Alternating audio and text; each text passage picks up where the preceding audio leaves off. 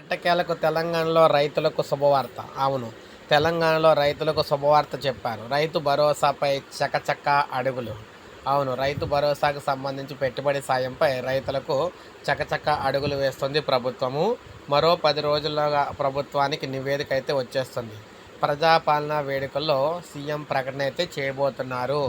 10 ఎకరాల పరిమితి అయితే ఇవ్వబోతున్నారు. అవును. 10 ఎకరాలకు పరిమితి అయితే ఇవ్వబోతున్నారు. సాగు భూమికే వర్తించబోతుందన్నమాట. 20న క్యాబినెట్‌లో తుది నిర్ణయం కూడా తీసుకోబోతున్నారు. రైతు భరోసా పథకం అమలుకు ప్రభుత్వం సిద్ధమవుతోంది. రైతు సంక్షేమానికి పెద్దపీట వేస్తున్న ప్రభుత్వం ఇప్పటికే జాప్యమైన రైతు భరోసాపై దృష్టి పెట్టింది. ఇక ఏమాత్రం వెనుకడుగు వేయొద్దని, గత ప్రభుత్వం తరహాలో కొండలు, ప్లాట్లు, గుట్టలు, సాగు చేయని భూములకు ప్రభుత్వం ధనం వృధా చేయొద్దనే యోచనలో ప్రతిపాదనలు సిద్ధం చేస్తూ ఉంది. పక్కాగా సాగు భూమికే రైతు భరోసాతో ఆర్థిక భరోసా అందించాలని, అది కూడా 10 ఎకరాల పరిమితి కటాఫ్గా తీసుకుంటేనే సన్నకారు నిజమైన రైతులకు న్యాయం జరుగుతుందనే యోచనలో సర్కార్ అయితే ఉన్నట్లు తెలుస్తుంది. మంత్రుల కమిటీ ఇక్కడ సమర్పించనున్న ప్రజాభిప్రాయ సేకరణలో వానాకాలం సీజన్లో రైతు భరోసా అందించాలని చెప్పి యోచిస్తుంది అనమాట.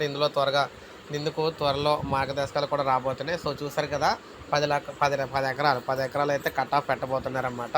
సో తొందరలోనే రైతు భరోసాకు సంబంధించి కీలక మార్గదర్శకాలు అయితే వస్తున్నాయి. ఒక లైక్ చేయండి, సబ్స్క్రైబ్ చేసుకోండి, మన ఛానల్ సబ్స్క్రైబ్ చేసుకోండి.